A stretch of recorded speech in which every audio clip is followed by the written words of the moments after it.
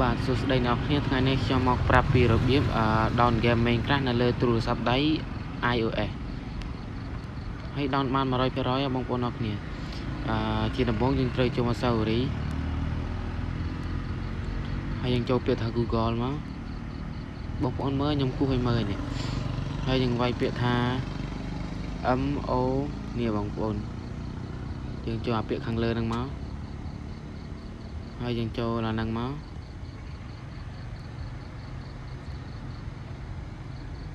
ហើយវានឹងមកដល់កន្លែងនេះពេលវាមកដល់កន្លែងហ្នឹងវាអត់ឃើញ Minecraft ទេអញ្ចឹងយើងត្រូវចូលទៅក្នុងកន្លែង search យើងវាយពាក្យថា Minecraft មក MNCOST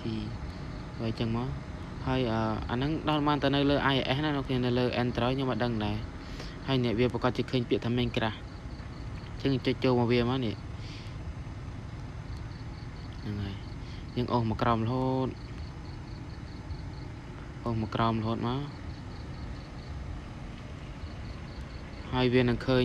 នីតិគេឲ្យយើងចាំនីតិ30វិនាទីសិន30វិនាទីក្រោយវាឲ្យយើងអាប់ឡូតចូលហើយចាំសិនទៅអត់អីទេចាំវាតាមផ្លេតអធិស្ឋានផងមើលឮសលេងម៉ូតូឡានអីប្រហែលខ្ញុំនៅក្នុងក្រុងទៅវាឮសលេងម៉ូតូឡាន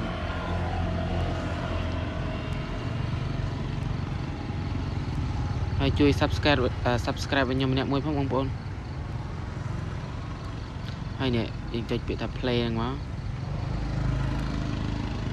ចាំតិចទៅវា load ឲ្យឡើយ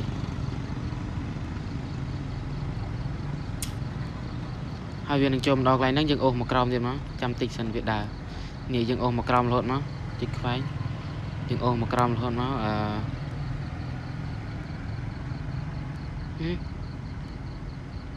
នេះអាហ្នឹងបើសិនជាថ្ងៃហ្នឹងវាអត់ឃើញអញ្ចឹងអ្នកនរគ្នាចាំមួយអាទិត្យក្រោយអានវា load ឲ្យអ្នកនរគ្នាហើយសម្រាប់ការដាក់អត់បាក់ទេអ្នកនរគ្នាបើអ្នកទាំងអស់គ្នាប្រើ iPhone អ្នកគ្នាចេញមកនេះជាដំបូងយើងត្រូវ copy អាហ្នឹងមកនេះយើង copy វាអញ្ចឹងមកនេះហើយយើងចុចពីលើវាហើយយើងយកពាក្យត្រឹមនេះមកនេះឃើញអត់នេះហើយយើងចុចពាក្យថា pass ហ្នឹងមកចុចចេញហើយយើងចូល Play Store Play Store ហើយយើងចូល account យើងមកហើយយើងចុចចេញអ្នកគ្នានេះយើងចុចចេញមកចុចចេញចឹងមកនេះវា load ចេញពី account យើងហើយឃើញអត់នេះ load ចេញហើយនឹងចុចចូលចឹងមកហើយយើងយកអាពាក្យយើងផាំងមកហ្នឹងយកមកដាក់មកនេះហើយអានេះគឺពាក្យសម្ងាត់ពេលយើងដាក់ពាក្យសម្ងាត់ហើយយើងចុចអាក្រោមនេះមកគឺវាចូលឲ្យយើងហើយអ្នកគ្នា